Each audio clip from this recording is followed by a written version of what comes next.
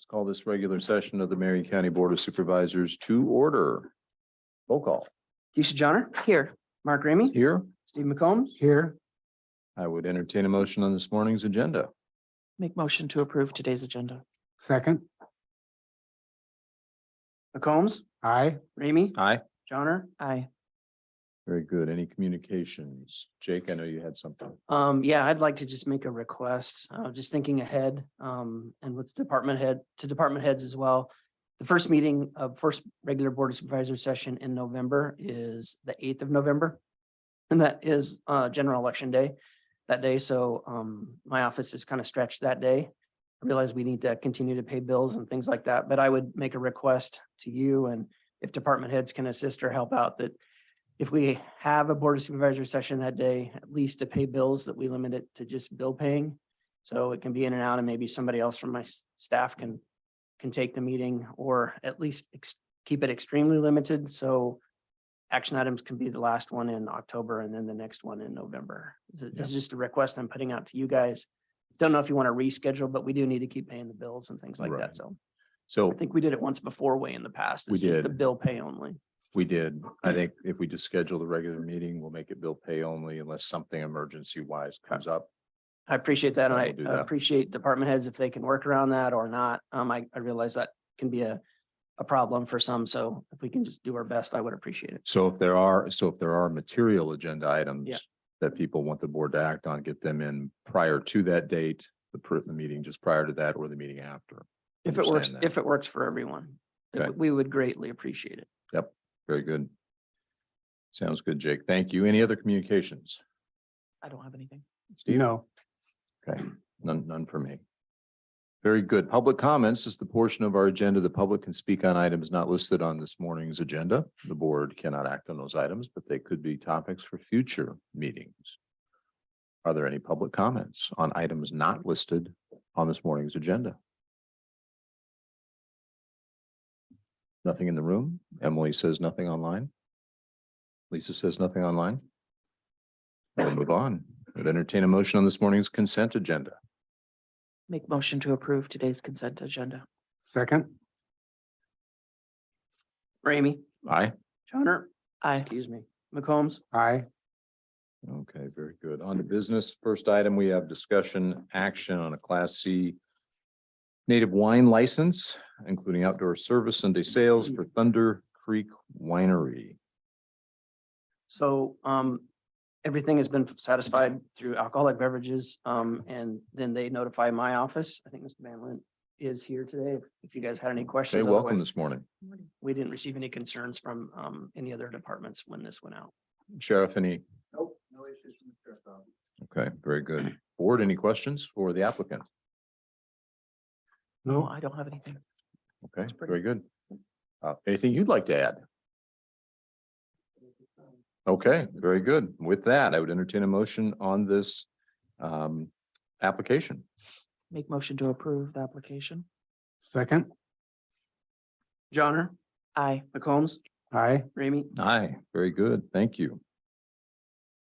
Next item, we have a Class C liquor license discussion and action renewal, including Sunday sales for VP Venue LLC, The Gathering Grounds. I don't, again, everything goes through alcoholic beverages, and by the time it gets to us, they've satisfied their insurance requirements and things like that. This is, the newer facility down there Mhm. by the Bussy sub. We've received no issues, and they've satisfied all things Yeah. from our administrative standpoint. Jason? No, no issues from us. Okay. At my daughter's wedding there, it was very nice. Very nice. Very, very nice couple. Board, any questions? No, I don't have any. No. Okay, is there a motion? Make motion to approve the Class C liquor license. Second. McCombs, Aye. Ramey, Aye. Johnner. Aye. Very good, thank you.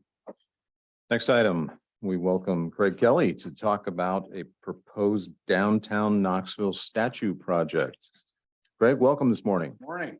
Beautiful morning. And he's given us a PowerPoint, or has a PowerPoint, and you have copies that have just been passed out by Jake. Board does that.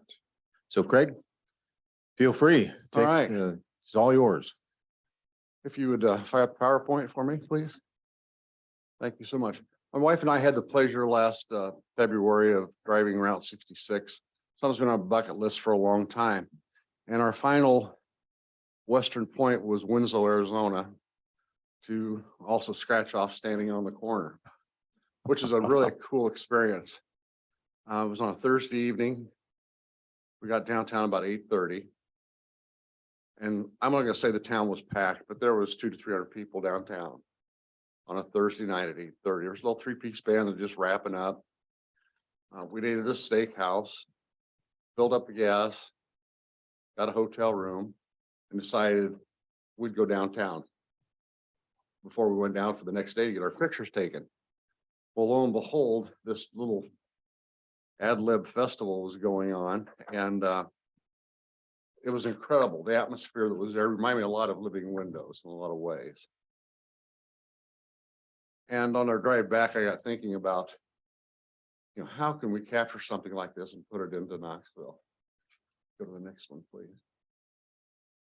The first statue was erected in '99. The second one was later installed after Glenn Fry's death. That's why there's a separation between the two.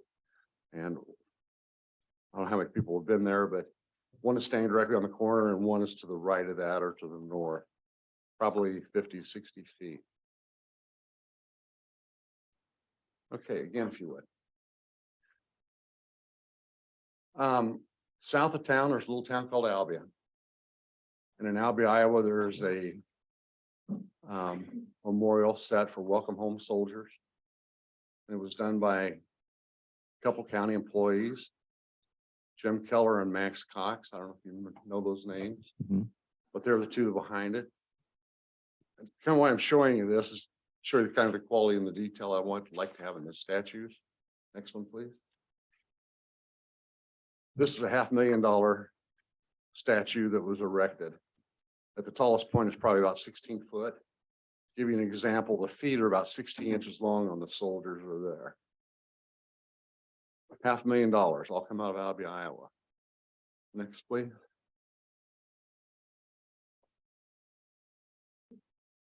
Oh, this is the other side of it that is pointing to the east. You see the 50 flagpoles they put up, one for each state. Off to the left of that is one for 100 flags. I'm sorry. Off to the northeast of that is 50 flags, one for each state in the Union. Along with that, there's 3 additional statues, World War II veterans and a statue of bugler. It's worth the trip to go down and see this thing. It sits on about 10 acres of ground. Very few people have ever heard about it. It's one of the best kept secrets in central Iowa. Okay, next one, please. This is Dick Trickle, legendary NASCAR driver. Dick passed away in his home track. Next one, please.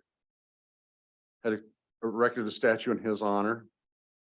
This is Dick's famous pose after every win. He always looked exactly the same. And the next one. This one, hope everybody can tell who it is. Arnold Palmer. This is Chapel Hill in Winston-Salem, North Carolina. It was erected in honor of his legendary career and what he's done for golfing in general. And the next one. Lucille Ball. The one on the left was erected by the city of New York in honor of Lucille Ball at the entrance into Central Park. It was cheap bid. And you see by just the looks of it, there's no way that was going to stay. The one on the right was done by an artist in North Carolina, which is far more superior than the first one. This would be the type of detail that I like to have on these 4 statues. They'll all be in bronze, all greatly detailed. In your packet, I put there's a little map of the downtown area there. What I would like to do is put them on the inside corners. Craig, could I stop you for just a second? Sure. Maybe outline what you're thinking of. You're showing these pictures of statues. What kind of statues are you thinking about for downtown? What's your Okay. proposal? These will be life-size statues made in bronze, exactly like what you're seeing right here. I've talked with 4 different sculptors. I'm happy with 2 of them. And both say they can give me the detail that I want. If we're gonna put them on the downtown square, I don't want something that's clunky. I don't want what's on the left-hand side. I want something that's on the right-hand Okay, side. and just for the public, these would be of famous sprint car drivers or Correct. people of that are associated with the sprint car sport. That's Okay. correct. Go to the next one. Oh, sorry. Yeah, to answer your question, the 4 recipients would be Steve Kinzer, Sammy Swindell, Doug Wolfgang, and Jan Opperman. Now, I did not select those. The historians within the sprint car world had selected the applicants. And after I've done a lot of research, they're right on the money. There's some others that are coming up real quick in the sprint car world. But the criteria that was used, these 4 are the 4 that stand out. And there's a lot of others that should be there as well. But these particular 4, I think, are the top. Do a Google search of Knoxville, Iowa. The number 3 listing comes up, the best things to do in Knoxville. The Raceway, Red Rock, Sprint Car Hall of Fame. You can read the rest of them, I guess, but the top 2 out of the 3 are all racing. Are all racing related. And the next one. The number 2 is National Sprint Car Hall of Fame. When we do the search, the number 1 at that particular time was Knoxville School District. And I think a lot of that has to do with the time of the year. This was right after nationals. And before it had been 3 and 6. So with everybody being in town for the nationals, this is what had changed. All right, to the next one. We don't have a famous song written about us like the standing on the corner by the Eagles. But our legend was written 61 years ago when the Nationals started. We need to build on our brand. It's something that we've never done well with. It's there. It's our biggest event of the year. And I got thinking last night too, if we took the Raceway and the Hall of Fame away, what would be our brand? What would be the one thing that would draw people to Knoxville? Kind of a tough question, isn't it? Mhm. Yeah, it's been there for so long. Yeah, what would you do? What would it be? What would you do if the VA left, right? So we need to build on our strengths. Mhm. It's already here. We need to embrace it and go from there. Okay. Next slide, please. All right, the famous Marion County Courthouse. Majestic building. Most of the pictures you see don't include what's on the outer corners. You don't see the cannon, gazebo, the monuments for the Civil War and veterans. Next one, please. Steve Kinzer.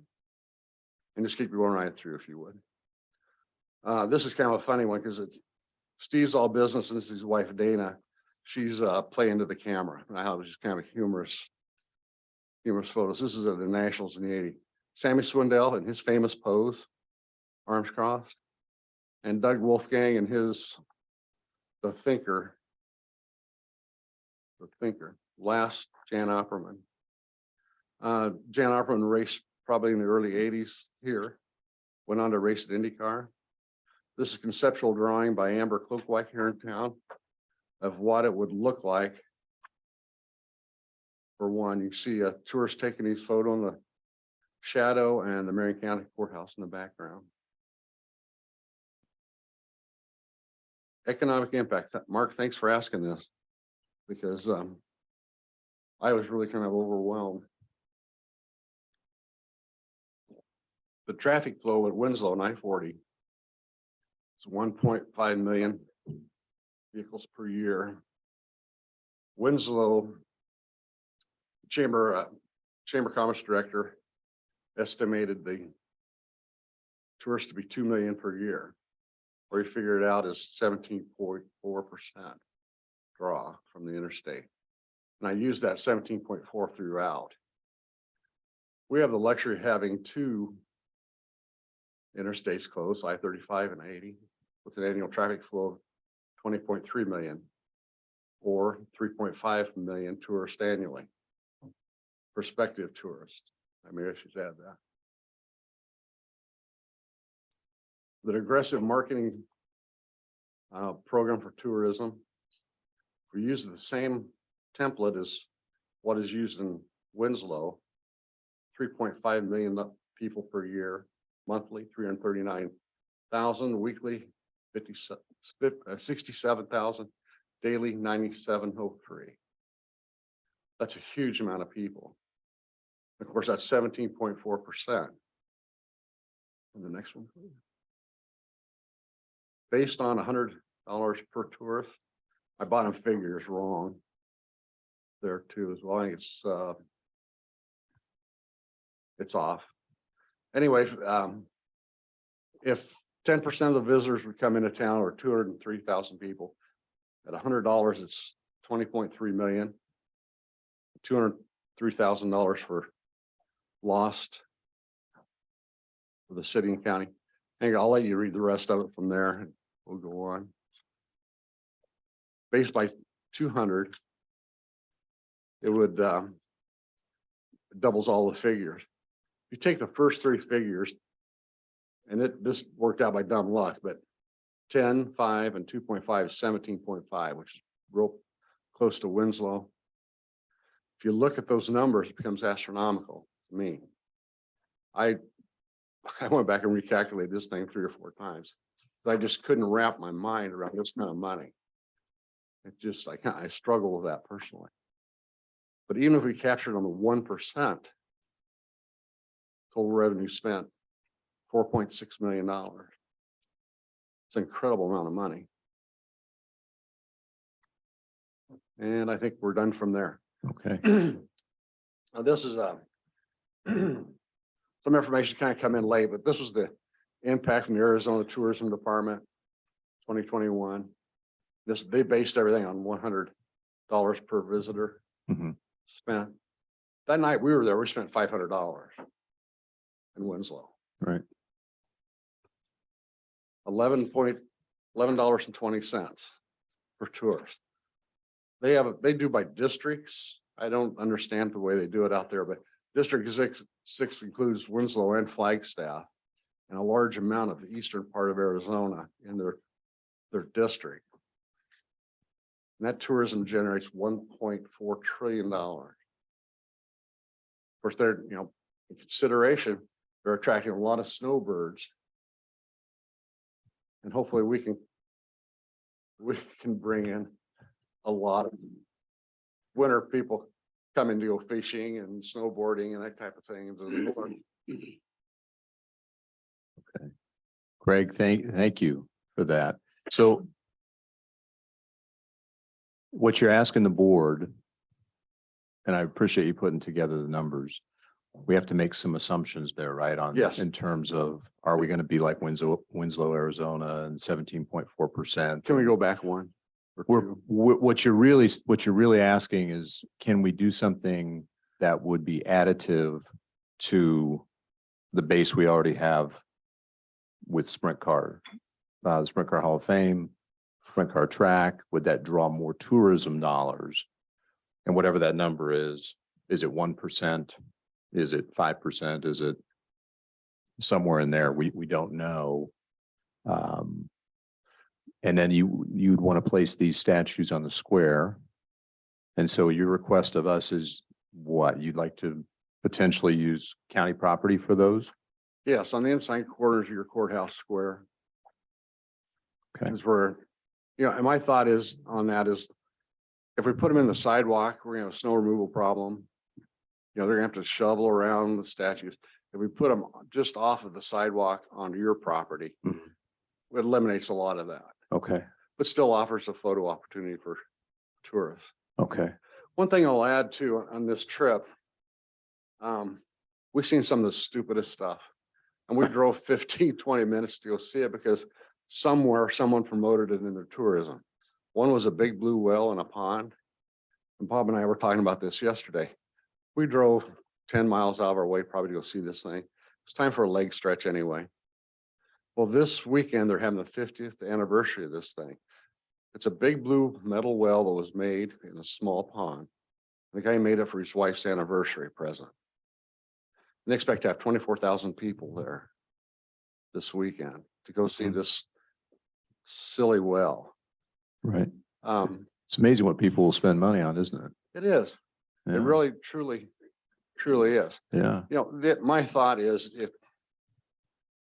and my sole train of thought of this was, how do we help the downtown square? How do we help the merchants downtown? We can put these in the Hall of Fame, but what they're gonna do is they're gonna stop the Hall of Fame. They're gonna fill up with the gas. They're gonna eat at one of the little places there on the highway, and they're head out of town and never go downtown. I don't know how many of you ever vacation, but let's go look at every little downtown along the way. It doesn't happen. You don't do that. Right. Unless there's something there to get you there, to draw your attention, even if you're not a race car fan. Right. Some of the other things that we have, Right. the Iowa flag, you start naming it, but off the things that we have here, if you build on the whole platform of what we have, you're likely to draw more people here. Right. Okay. Well, I appreciate that, Craig. Thank you.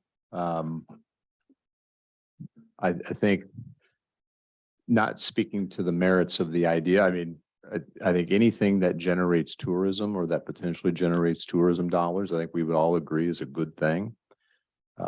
I think the numbers and things like that, we'd have to take a look at ourselves to validate that if we were to put this on county property, which I've got to be honest with you, for me, I don't think I would put this on courthouse grounds. Because I think this is more closely linked to Knoxville as a city than the county. And not trying to, yeah, it is the county seat and we are in Knoxville, but to be representative of the entire county is really what we're trying to do as far as the county property side of it. But that would be my view. Steve and Keisha. Well, yeah, And I don't want to speak to the merits of the idea, Craig, because I think people that have ideas and generate ideas and bring them forward, that's a good thing. Sure. So I really appreciate you doing that. The impact that the racetrack has on the whole county, particularly Pella really capitalizes on it probably as much, if not more than Knoxville does. And that's a fair point. That's a very fair point, Yeah, Craig. it's- Absolutely. I hear from It's them as all the much as a time. county brand as it is a Knoxville brand. Yeah. And I also was thinking, Craig, what do we do, when I'm looking at this, and I like where you picked that, but also where do we look at for future? Because, the courthouse, we're hoping will be there for many more years. And where does historical events that come up, where do they go? So I didn't know, have you ever thought about looking like at like the Brooks Garden or doing maybe like next to that, the lot next to Sundance? I mean, contacting them and seeing if there's any way that these could be, because I am too, I'm hesitant on putting them on our courthouse, Okay. What I'm after is the look, the photo drop Mhm. background as much, that's a part of it as well. Mhm. If you see a white steel corrugated background, you take a picture of that, that's Knoxville. That becomes us. But if you see something majestic as the courthouse in the background, and if you do a search of that standing on the corner picture photo, there's 2 million photos. Yeah. And then I also question, how do we pick for future drivers? I mean, we've got these drivers that are, I know them, but in the future, you've got upcoming, and where do you go with more? That's also. Well, they can be question. rotated out, as Donnie Schatz is coming up, in a few years, he'll probably be king of it. You rotate one of the lesser ones or what you feel is the lesser one and take it to the Hall of Fame. This is phase one. There's a lot of great ideas here yet. Mhm. This is just the first step. Craig, I'm also a little reluctant of placing non-historical or governmental objects on county property or, I know that the numbers that you had were impressive, but they were but they're generated from interstate traffic. I know I've been through Did he win?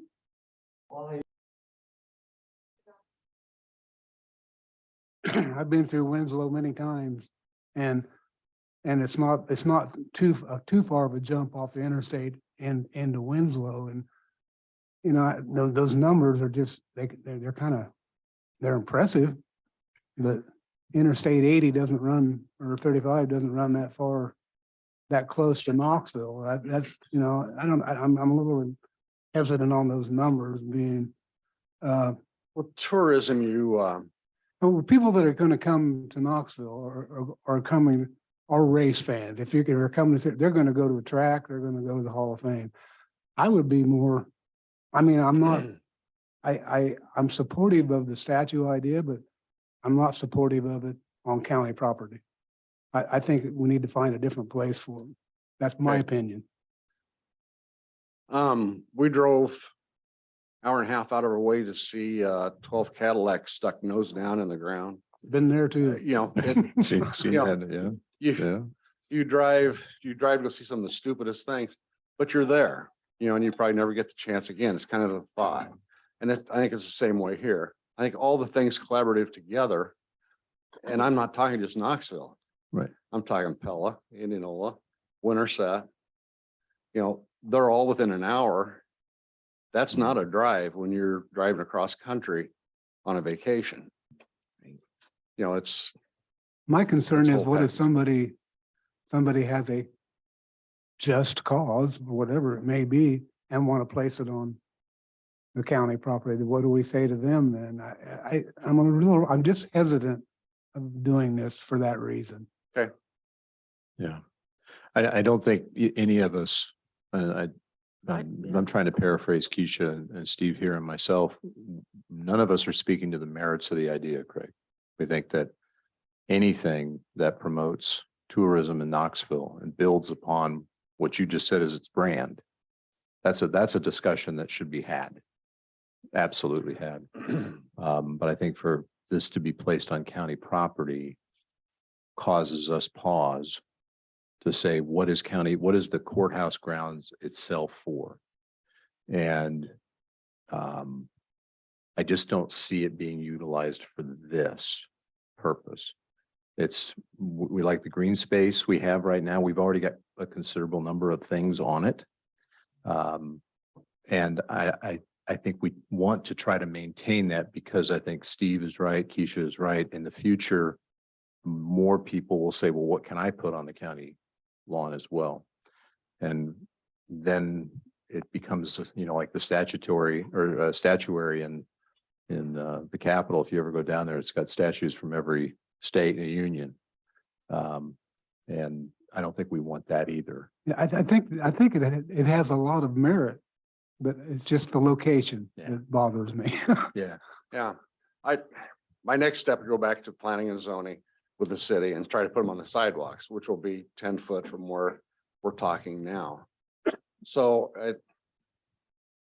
And Craig, I just have an idea for you, and I don't know Sure. if you could, I mean, just thinking, I didn't know if you wanted to maybe get with a local artist, make an area in the town, whether it be, you know, how we have Knoxville on the side of the building, but getting something similar, but then also putting a statue there. So then it is a destination spot downtown, but not necessarily, you know, on our courthouse, you know, or on the city's sidewalks.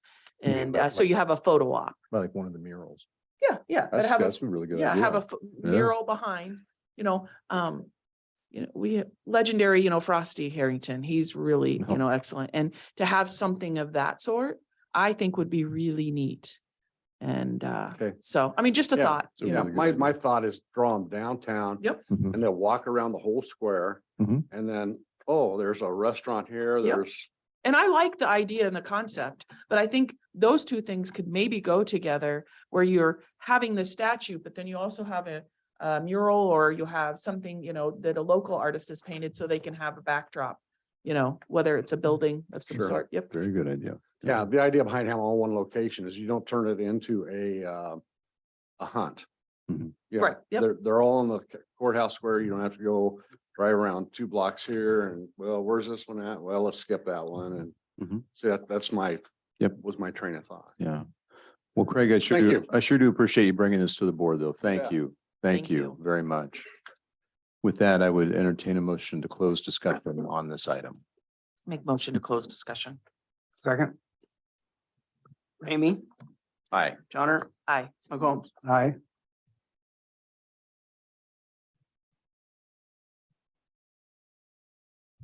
Tyler Christian. Junction 92 shop funding. Thank Thanks, you.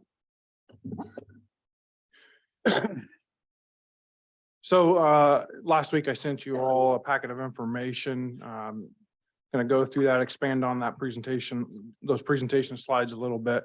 So currently our budget for Junction 92 is at 8.5 million. If you recall, in January of 2022, not that many months ago, we were at 7.5 million with no additional needs or wants included in the building, but just inflation, $1 million in 9 months. And then there is a little extra contingency built into that number since January as well, due to the inflation numbers that we have seen. All in all, the building itself did not go down. So some of that inflation is from 2020 as well, because we presented originally our full build budget number in January of 2020, which we were at $4 million at that time with no salt shed. So we've seen about, if you take that into account, we've seen about 40% inflation, and then I've added, well over $500,000 of contingency as well. I'm not going to go through the individual items there, but the main shop number has not really changed much since January. If anything, it went down a little bit. And however, we did take about $200,000 out of the owner supplied equipment and move that into the main shop. So the overhead crane structure, we asked the architects to incorporate that into their building design rather than us trying to piece that in after the fact. So can I have that? May I have that?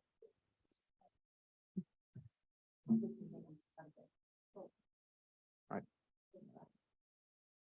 Okay, so this is not intended to be a detailed drawing for you to look at this time. I can provide larger scale copies if you want to look at this, but the main point here is what we're proposing is full build. So everything you see mainly in yellow would be the new buildings constructed as part of this proposal. So there would be the engineer's office towards the front, the main shop building, cold storage, fuel's already been allocated from the ARPA funds, and then salt and sand storage. And you do see 2 salt and sand buildings. That's because we would like to repurpose the current salt shed for cold storage rather than building an additional cold storage building or a larger one. And the new ones would better suit our building. And the cost is nearly a wash to do that. And we have analyzed those numbers in detail a number of times. Again, I know this is hard to see, but in January of 2020, Brian had created a floor plan for our main shop building. If anything, our shop got slightly smaller since then due to construction efficiencies with the type of building that we're doing. So at the recommendation of our architect and engineering team, the building is like 10 or 20 feet shorter, I think, than originally drawn out 2 years ago.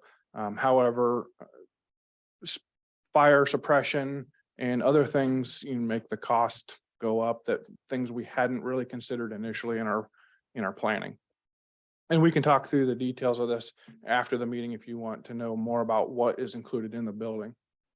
However, I'm not going to explain to you today why we are doing what we're doing, because this is the 4th presentation I've given you on Junction 92. I had a whole presentation on the need and energy efficiencies, departmental efficiencies, and why. So I'm not getting into that today. However, I am going to tell you a little bit about what we get for the money, because we have never been this far into the design process with our architect. So what do we get in that floor plan? One, we would consolidate 3 shops into one, including our office at this same location. We would have energy efficient buildings, which we do not now.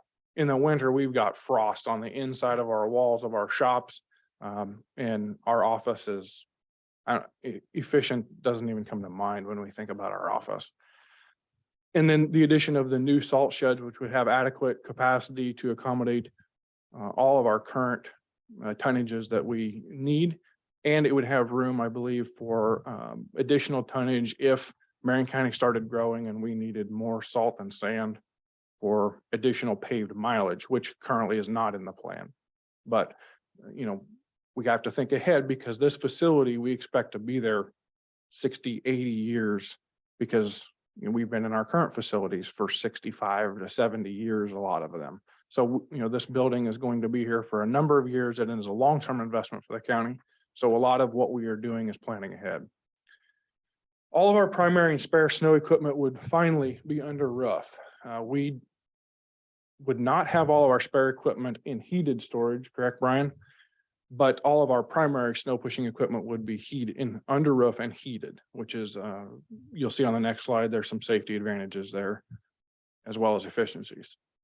So overall, we would gain in square footage fairly significantly, but one of the reasons we're proposing this Junction 92 shop is to expand and be able to accommodate for future, but also meet the current needs that we have, which we've discussed, and I can show you pictures of why we need additional square footage. So with that, we have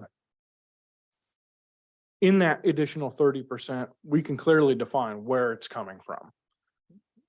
A wash bay. We do not have a heated wash bay in any of our shops. We either wash right where the equipment sits, we wash outside, we wash in our mechanic shop floor with tools and equipment laying all around near it. Not a good situation considering the effect that salt has on tools and equipment. We have a training room. So it would be approximately the size of this room, maybe slightly bigger, I think, to accommodate our entire road department staff for trainings, some of which we clear out a bay to do, some of which we just don't do at times. We've rented out the Hall of Fame. Well, we haven't, but trainers have come in and pulled in Marion County employees and county employees from adjacent counties. We've used the Hall of Fame, we've used public health.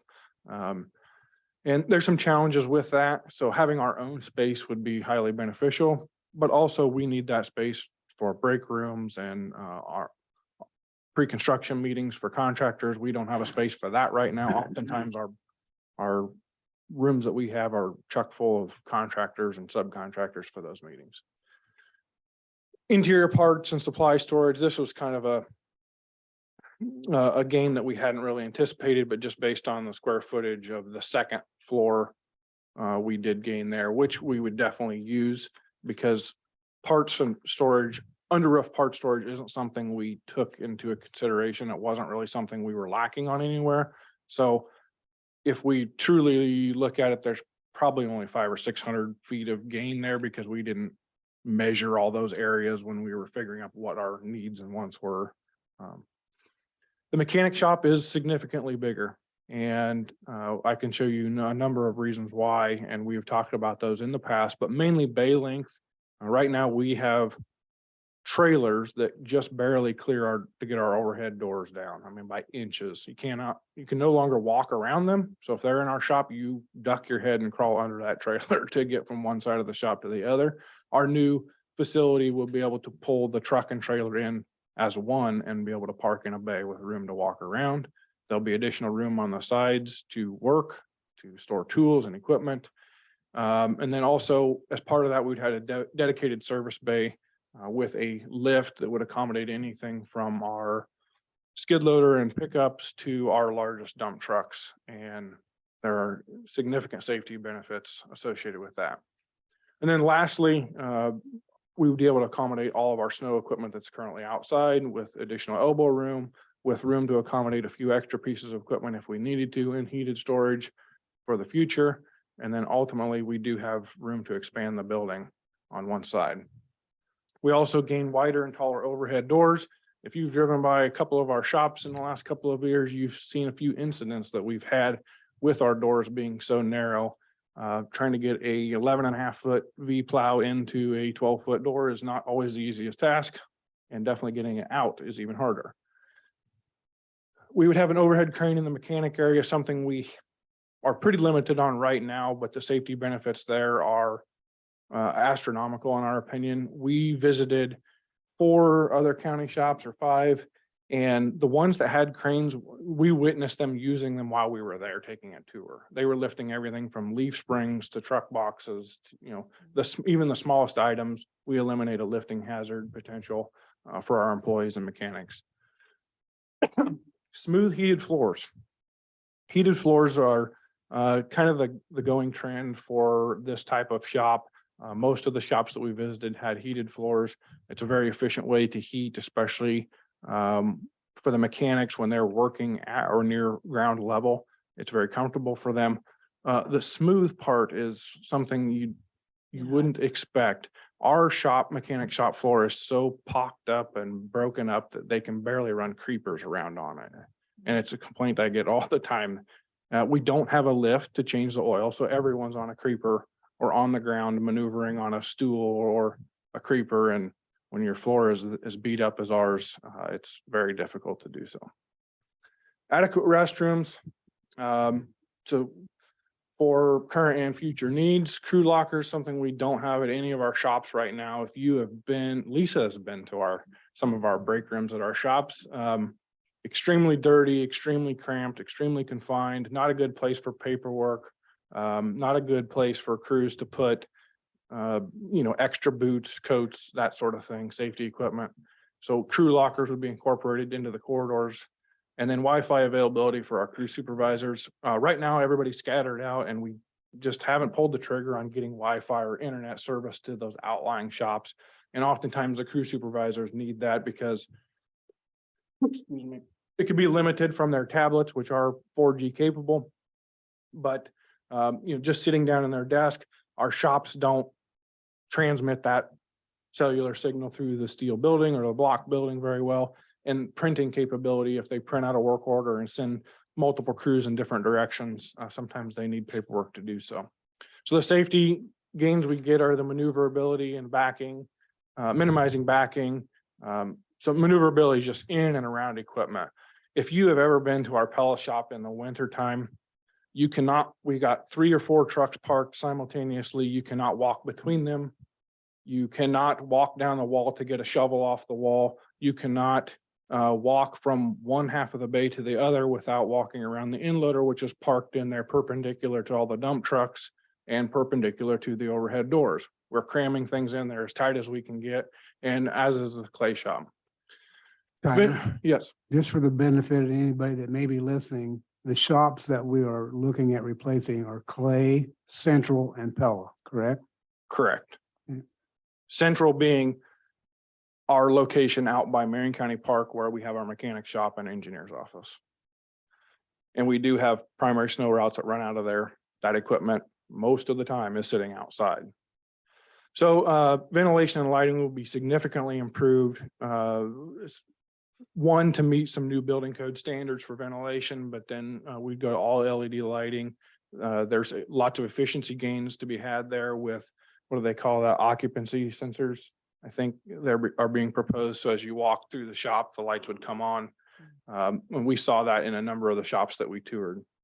Inside versus out, we've already talked about that. That's just storing equipment inside versus out. And there's significant safety benefits there when you show up at 2:30 or 3 a.m. in the morning to go out and push snow, and the ladder to climb into your motor grader is covered in a 1/4 inch of ice. And now you've got to get in, start that equipment, climb around on it, getting the windows cleared and that sort of thing.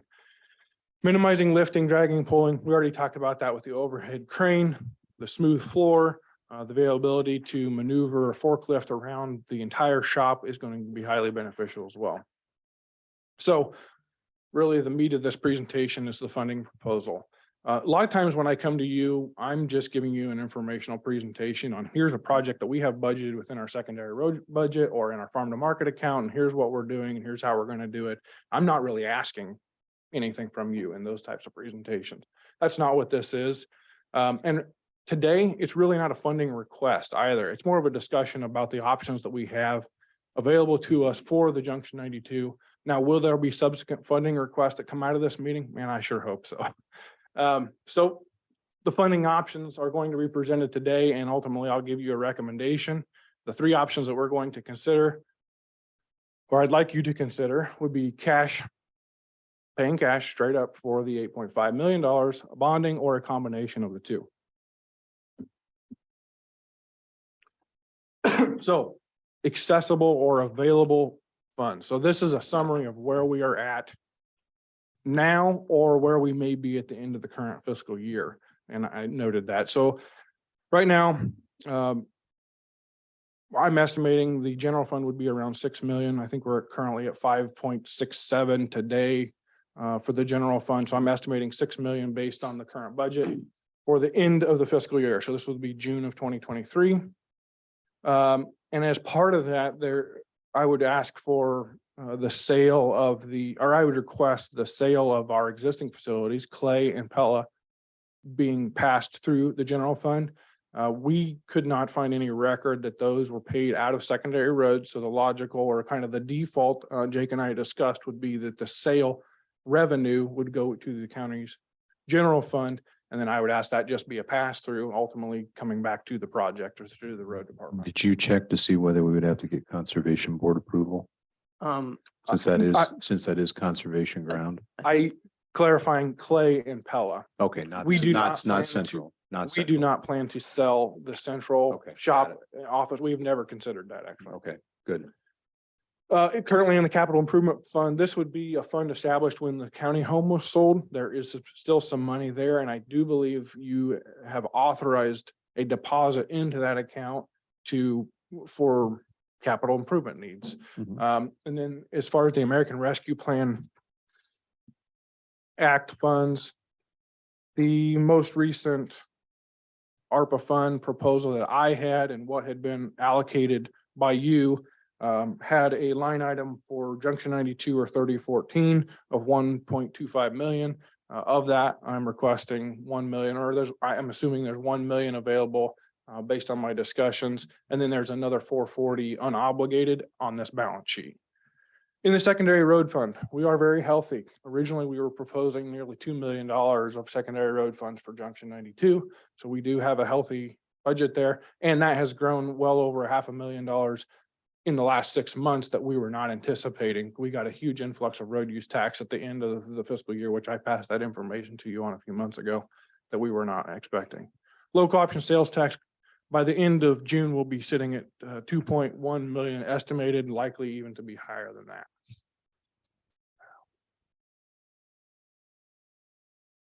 So if we were to look at total cash options, it's going to severely constrain the county, including the Board of Supervisors and the secondary road fund, in my opinion.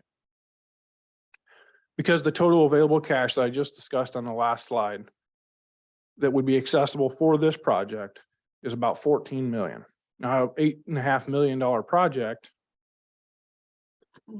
we're going to chew up a lot of that. And what I would say is if we assume you keep a $4 million fund balance in the general fund and a $1.5 million fund balance in the secondary road fund, that would only leave 8.6 million. So at the end of the project, there's only about $100,000 of what I would call discretionary funds that you would have left for future capital improvement projects. We would be taking up every last bit of them down to those comfortable fund balances. Now, ultimately, those are assumptions of mine. Those decisions would be up to you. If you were more comfortable with $3 million in a general fund balance, that's a discussion we can surely have. So I do not recommend the cash option. And I would maybe go to $1 million on the secondary road fund. I mean, we've kind of held that line of 1 to 1.5 million the 9 years I've been here. That isn't always enough, but generally we can make things work by redistributing money if we do have a disaster. So I am comfortable with 1 to 1.5 million. Oh, come on.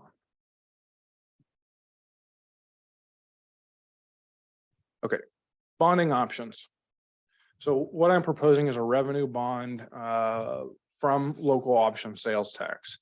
If we were to look at bonding for the entire project amount of $8.5 million at the interest rate and terms listed there with the initial payment starting in FY25, we'd be looking at an annual payment of $745,000.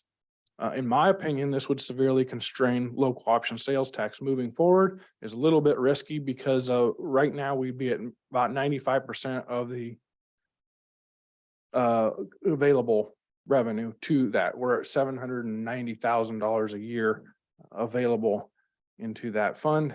And that's assuming 0% growth over the term of the bond. If you assume 3% growth, we would be using 70% of the revenue after 10 years. So still, in my opinion, not allowing a lot of leeway for local option sales tax. And if we have major economic downturn, I don't know that we would want to be at 90% of revenue tied up in a bond payment. Could we be, there could be a more feasible option with a cash down payment and a lower bond amount.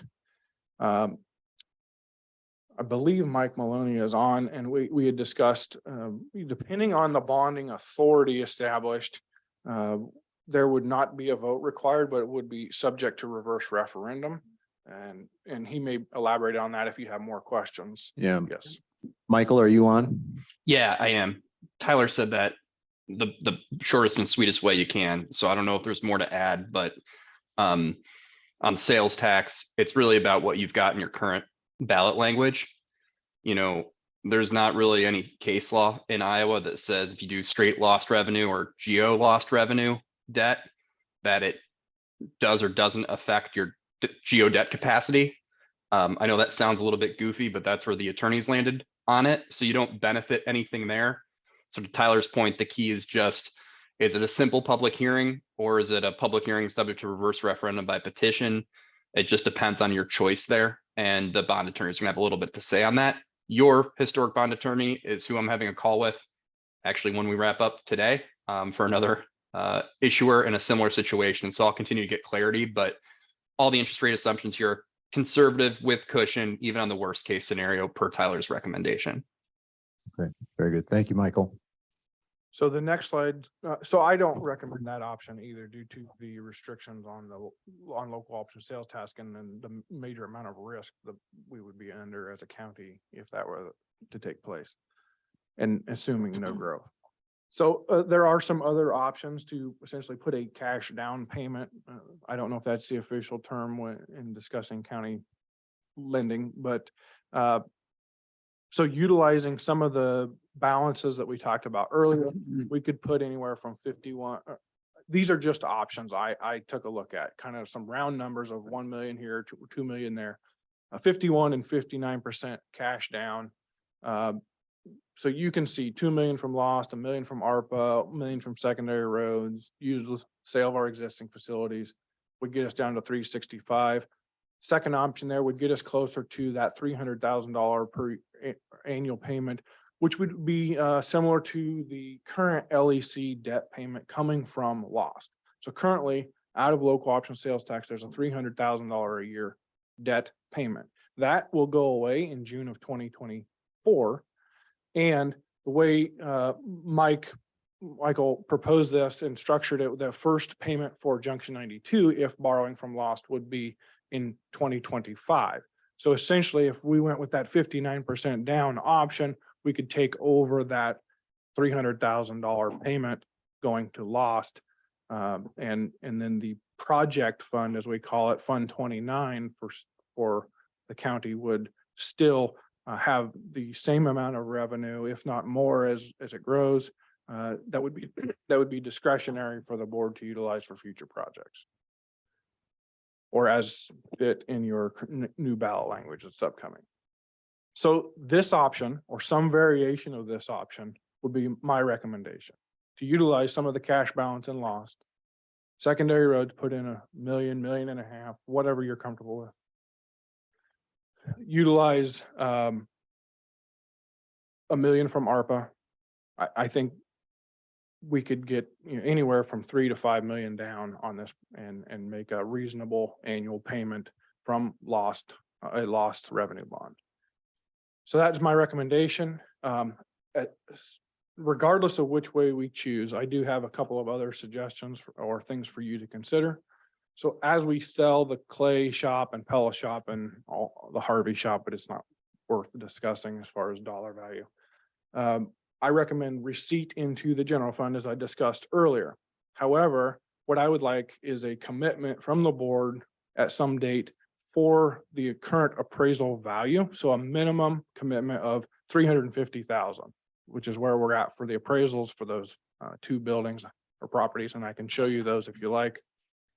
And then anything exceeding that minimum commitment that comes in as revenue from the sale also comes into or is allocated towards the project. Similarly, I would recommend a resolution of $1 million from ARPA with the remaining unobligated or savings from other projects then be allocated to this as well, because that would just then free up either secondary road funds for other projects, or we wouldn't have to utilize as much loss for the down payment of the project. And then those dollars are then discretionary for you to do whatever else you see fit in the future. And then similarly, at some point, I would like, if we proceed with using some or any of the local option sales tax cash balance that we have to date, I would like a resolution of a commitment of a 1 million, 2 million, whatever you're comfortable with. Or that as well. Lastly, here our project. Okay, I'll go. Okay, we're adjourned. Sorry. That's a lot quicker mouse than mine. So this project schedule is slightly pushed back from where we were in January of 2022 when I last met with you about it. So right now, our architect is done with the conceptual floor plan and the layout. They are proceeding into construction documents. So taking the plans and formulating all the details with the mechanical and electrical plans to have a bid set of documents ready to go out, which we anticipate would be, if funds are allocated here in the near future, we would anticipate going out for bid in the spring of 2023 or late winter. Ultimately, there will be some lead time issues. We're not sure on exactly what those may be at this time, but we wouldn't likely see any construction until after the new fiscal year starts, so into FY24. So summer, fall, and ultimately the project would not be completed until calendar year of 2024. And then you can see the subsequent schedule there for some of the outlying buildings and whatnot. Okay. Any questions? Tyler, go back to your recommended approach. Slowly. Yeah. One more. One more. There you go. So this would be a combination of cash down payment with available balances and lost revenue bond. And there's really infinite options here. Sure, there's a lot of different ways to utilizing the structure cash this. balances. Got it. So,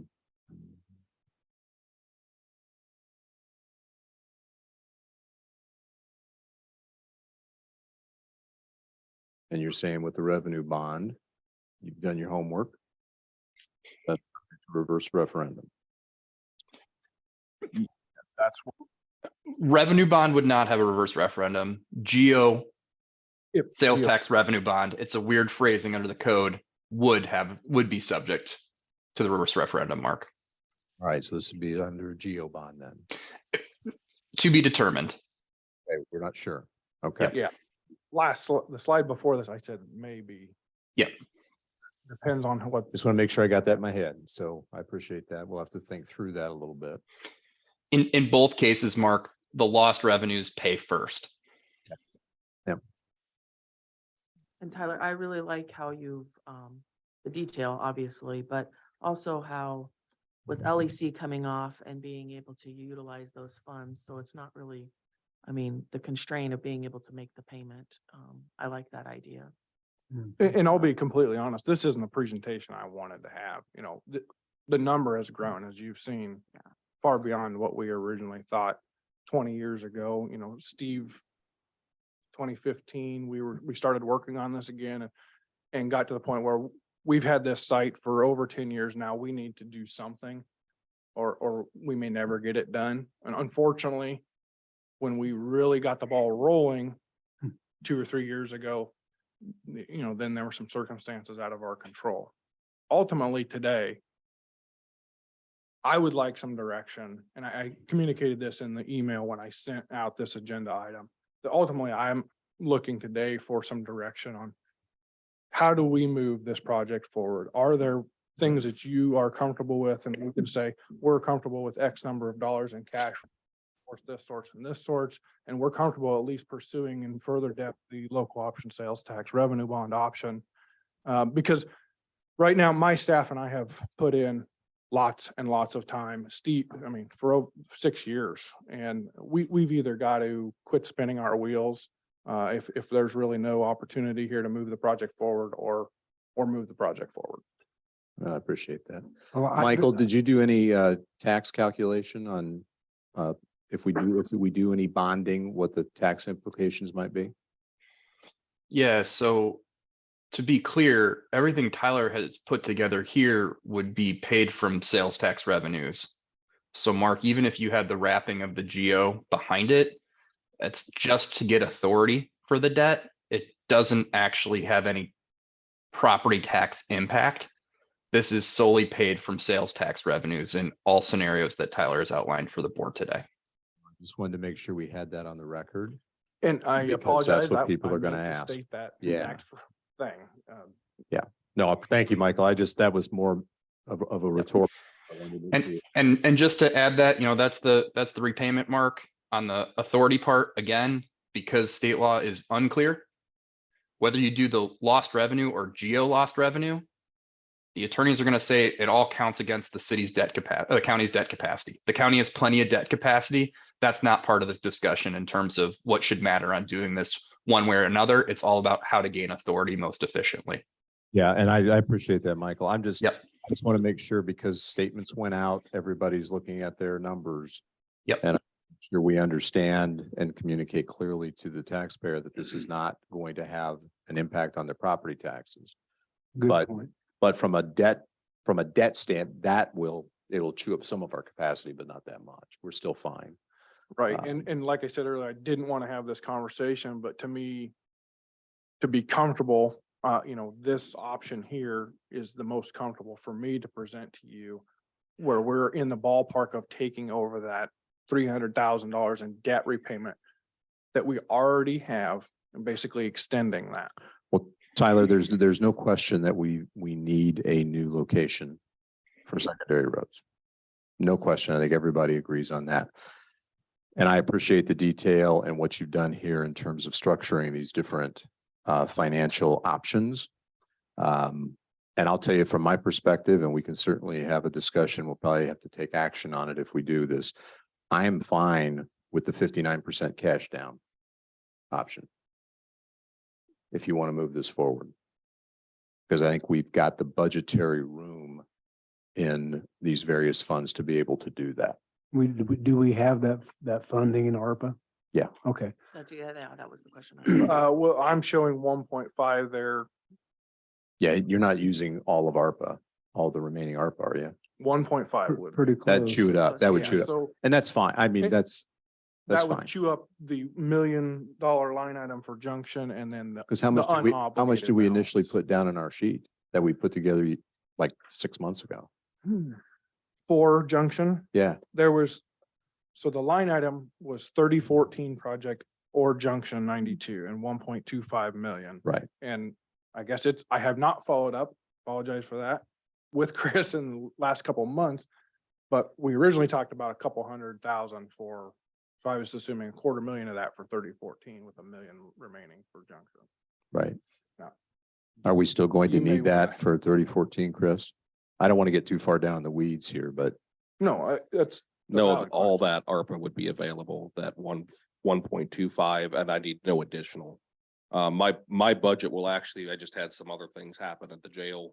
My budget will eat those, so I don't need to go back for any more ARPA funds. So So all yeah, that's available So the 1.25 in its entirety. in its entirety. So that's Okay. actually more than I have in my presentation. And that's still leaving conservation with. That Sure. would still leave a Okay. $250,000 contingency for all remaining projects. Yeah. It's no secret, I've been a proponent of this from ground zero. I was involved in this, in the purchase of the property. And a little background on that, when we first got involved in this property, there was talk of a regionalization of county services. Well, you probably, were you here then? I was here then. Okay. Yeah. You made the presentation to me. Yeah. So this is why we purchased the property. We wanted to place ourselves in a position where our people would not be out of a job. So, or even if other people had to come from other counties, that we would be in the forefront of the situation. Yeah. So, I say, like I've been down on the ground zero and I'm still a strong proponent of it. I know we need new facilities. We need different facilities than what we have now. I know they're falling apart.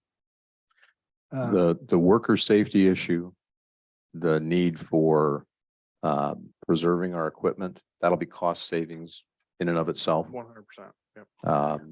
And the ability to adequately, do what our taxpayers expect, which is maintain our roads, that's an essential function. You've heard me say that, Yes. Tyler. That's ground level essential function of county government. So I guess I would say not that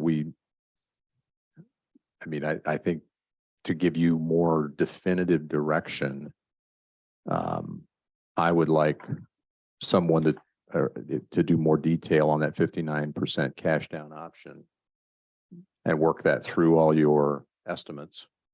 Yep. And say, let's come up with a definitive proposal that we can act on with that as your base. I have just one question for Michael. Michael, in regards to the interest, is that looking like forecast that's gonna stay pretty much that way? This has got we took the most conservative scenarios on interest rates, and then we inflated those with some additional timing cushion. Looking at a potential issuance in the spring, knowing while some of the recent rate movement has been baked in, we expect to see continued rises in interest rates. So what Tyler has in here is on the conservative end of the range. Hopefully we're in that sub-5 area. You could say this is overly conservative, but I think it's reasonable under the circumstances. We start getting farther than 6 months out. Might want to resharpen the pencil a little bit, but Keisha, hopefully that's a good enough answer for you for today. Appreciate that. Thank you. And I had originally looked at 6% before I had these recent discussions with Michael, and we were in that low $300,000 range still, less than $350,000 with the 59% option. Right. I want to reiterate, I think it's great that this option does not include property tax increases. I'm glad you come up with this option. And I would like to think that the facilities would not only benefit the secondary road department, would hopefully benefit all our departments, our facilities management, sheriff's office, for whatever reason. I might let them use the wash bay. Well, yeah, well, that would be nice of you, Tyler. So I guess, Tyler, for what we need to do today, since you didn't come saying you wanted specific board action, but you wanted direction. Correct. I guess I'm going to ask the board to make a motion on authorizing you to proceed with a formal proposal based on bullet number 2, the 59% cash down option. Yep. Is there a motion? Well, you know what? I'll make it. Thank you. I'll make that motion. Why not a proposal on both ideas? Just thinking, I'm assuming you're thinking more of cash down. Yeah. Less I'd so ra- we'd have to bond. I want more cash, less. Less bonding. Yep. Okay. And it's not, when you're talking 700,000 difference, Right. okay, but still more cash is better. In this environment, more Wait cash a is minute, I better. have one more question. We're pretty sure that that the local option sales taxes won't come up for review or change. I mean, they're pretty locked into that right now, correct? Everybody's approved, haven't You're they? looking at the city of Pella just approved a 20-year continuing Mhm. imposition of local option sales tax. Okay. So it's been approved on the September 13th special, the next 20 years. Okay, I just wanted. I think- It may- wanted to and note you can that. take that. I think, Steve, you're on the right track, but the question on sales tax will be, do we have the same amount of sales? Correct. It's not that the tax hasn't been approved, it's do people buy? Oh, yeah, that's always up in the air. And I do, yeah, I understand your concern. And I also thought about, we've been paying on the LEC this extra 300,000 since the beginning. Is that my understanding? Since 2007? So it's never constrained us Yeah. that way. And then we restructured that payment, Yeah. didn't we, Jay? Yeah, it was refinanced at a lower rate, but it's been a consistent debt levy reduction of that amount since the beginning. Yeah. Yeah, we just got a better interest rate. Mhm. Yeah. So,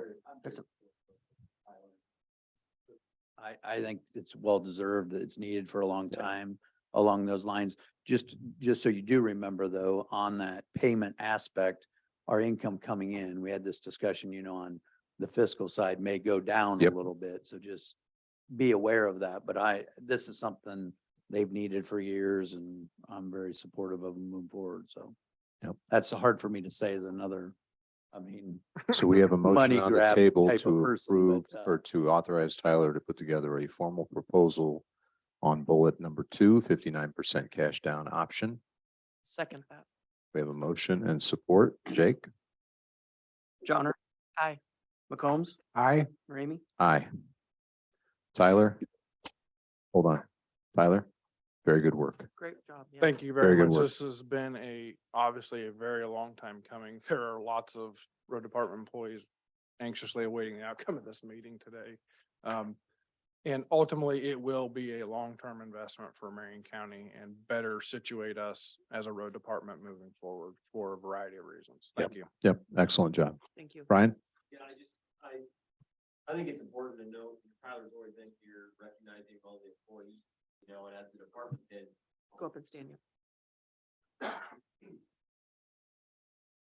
Yeah, I just think it's important to note that Tyler's always in here recognizing his employees for all their hard work. And I think as the department heads, sometimes they don't get recognized and we get to see it firsthand in the office all the time and energy that he puts into this to move this project forward. I know it's a huge project and it's something that would not be in the position that it's in without all of his effort, and he's put a lot of time, energy and effort into it. So I just want to thank him for, his diligence in moving this project forward and all the work that he's put into it. I just think it's important to recognize that. Well, I appreciate Totally that, Brian. agree. Thank you. Brian. Yeah. Thank you very much.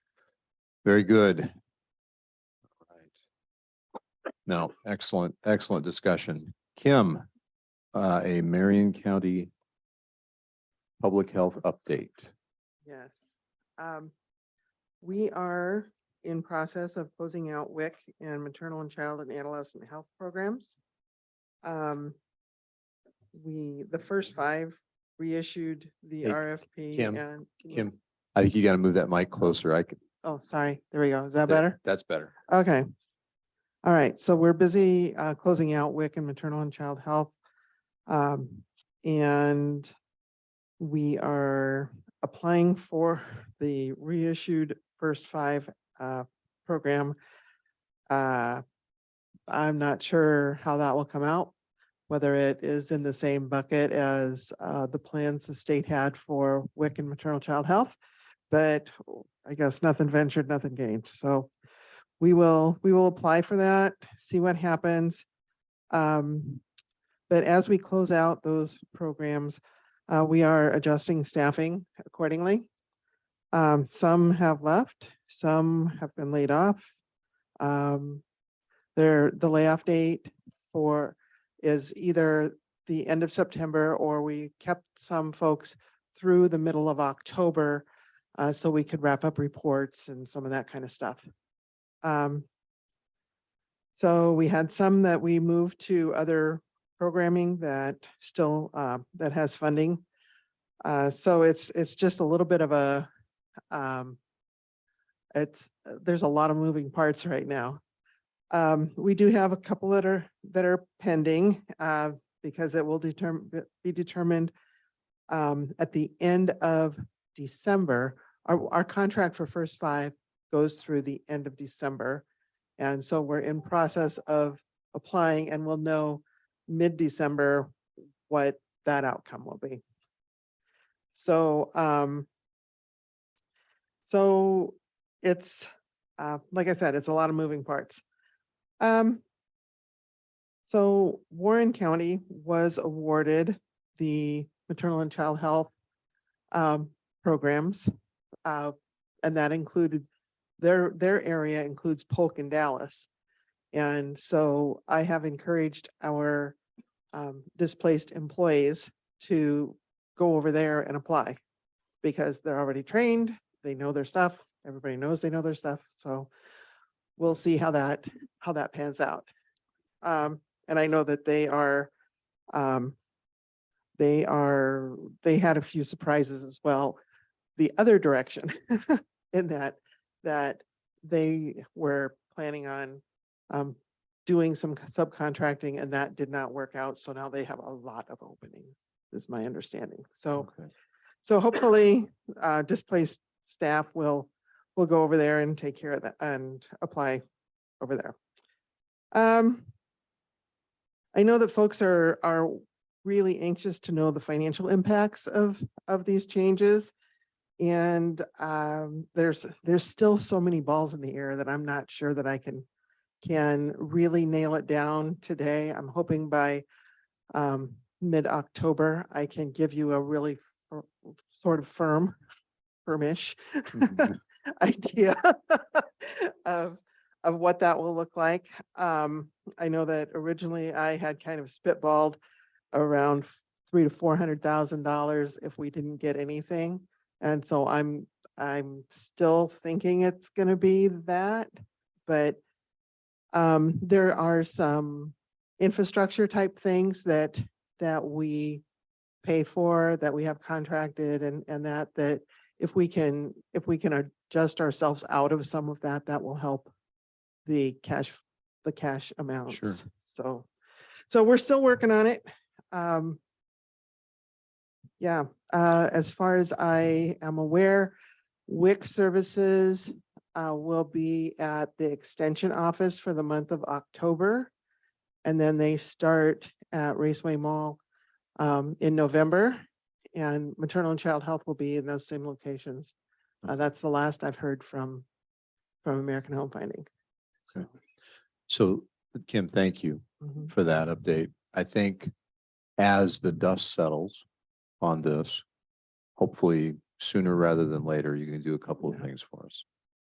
I think it's what will the public health department look like with its final staff count once all this is settled and people have transitioned to wherever they're going. Number two, obviously the budgetary changes, particularly as it relates to the county funded portion. We have public health is a multi-million-dollar budget, but the bulk of that is state and federal funding. So it's cash in, cash out. It doesn't impact the taxpayer. Yeah. But there is a county funded portion related to salaries and benefits that we will need to account for. Correct. And we'll need to know what that difference is. So if we could be fairly specific on that, I think that will be helpful on what that budgetary change is. And I think the third thing is, with whatever remains, I think we have to have a building discussion. And we've got the annex and we'll have public health. Like the other building is Memorial Hall. I know we have to get with Ed and talk about what our responsibilities and obligations are to Memorial Hall. I don't know. We have disposed of a couple based on the fact we only needed one in Marion County. There may be an opportunity to get rid of two buildings, sell two buildings, and consolidate some space. So I think that's a third component of the discussion we would want to have. We don't want to maintain a half-empty building. Correct. I think that's not a good use of resources. So Yep, those are, understand. but I think we have to have that discussion and be pretty specific at that point. So I don't know if there's anything else, Steve, Keisha, you want Kim to kind of prepare as the dust settles on this. Those would be my 3 points too. So I appreciate that, Kim. Yeah, and then the other thing that we kind of need to think about is, you know, as we lose some of these positions, we're losing some expertise that take care of day-to-day kind of things in the county. You know, like we have always been the ones that did the presumptive eligibilities, and the hospitals and clinics would refer people over and we would take care of those. And that's something that they're going to have to start doing. And those kinds of Yeah. things are going to need to be addressed at some point. So I think that'll be, I'm glad you raised that. Maybe a fourth item, Kim, is going to be what will public health look like? Yeah. And I think once that is fleshed out, I think Emily's not here, but I think a video, I think how will new Marion County Public Health look Mhm. as a result of all these changes? Again, for the people listening, we're going through this as a result of the state of Iowa not awarding us with programs that we have administered for 20 years and sending those programs to Atumwa, not to us. Correct. Fair? That's correct. So it has caused a material change in how we will structure public health because most of our public health funding came as a result of those programs. So Right. Kim has operated a very lean operation over the years with very little taxpayer support. So Yeah. So I will be getting with some of those other entities that will be affected. You know, because right now, I mean, we have situations where somebody drops somebody like a homeless person off at the health department and says, here, fix this. Or, you know, there's just a wide variety of people that walk in. And those services, if all of the expertise goes out the door for those kinds of things, then we're going to need to move that concept to other places in the county. somebody, yeah, Right. someplace. Right. So Yeah, very good. I'm going to start talking with those folks that are potentially able to do that. Very good. So, Thank you. Keisha, Steve, any questions for Kim? No, thank you, Kim, for working through this I know it's not been easy. fiasco. yeah. So I wish it was different, but it is what it is. I hate when people say that. No. Now let us know when you're ready to talk more specific details, Kim, and Okay. we'll have that discussion. Very good. Very good. Thank you very much. Entertain a motion to close discussion on this item. Make motion to close discussion. Second, McCombs, aye. Ramey, Aye. Johnner. Aye. Updates, Steve, Yep, I'm good. Keisha. I've got an update. I just wanted to discuss with both of you in regards to maybe an agenda item on the next meeting. Regards to the county compensation board. Currently, you know, we don't have representation. Wanting to know if you guys, the code section allows 2 members to be appointed by the Board of Supervisors. Wanting to know if you would like to make that agenda item. I would like to see it maybe as a further discussion and getting some representation. Jake, would you make a note of that? Mhm. We'll have that as an agenda item. Very Thank good. Keisha, anything else? Nope, nothing else. Thanks. All right, very good. Really nothing for me. Public health today, for what that means now. I don't know what does that mean, Kim? I don't know what that means now. And then, yeah. And then in fact, that's another thing to kind of keep in mind, board, when we go through appointing board members, the structure, the rationale for a public health board has changed as well. Because remember, it's an operational board. We do the funding, but their operations, well, that's going to change dramatically as a result of these changes Kim is going through. But I think that's all I've got. We've got mental health today as well, that I'm doing via Zoom. That's another program that's going to go through a similar change, similar to what Kim is talking about. I would anticipate that in the next year. So, yeah, that's it. Is there a motion to adjourn? Make motion, we adjourn. Second, McCombs, aye. Ramey, Aye, Johnner. Aye. very good. We are adjourned.